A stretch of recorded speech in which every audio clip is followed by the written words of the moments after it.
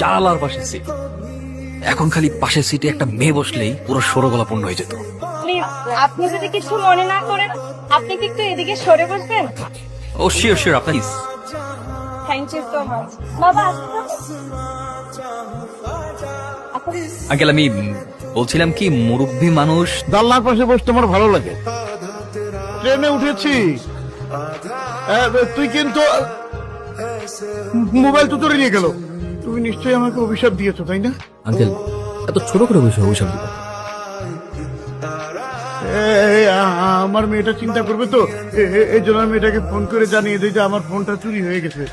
এই নাম্বারটা আমার পাশের সিটে একটা ছেলে আছে, এই ছেলেটার নাম্বার। তুই 4টার দিকে স্টেশনে চলে আসিস।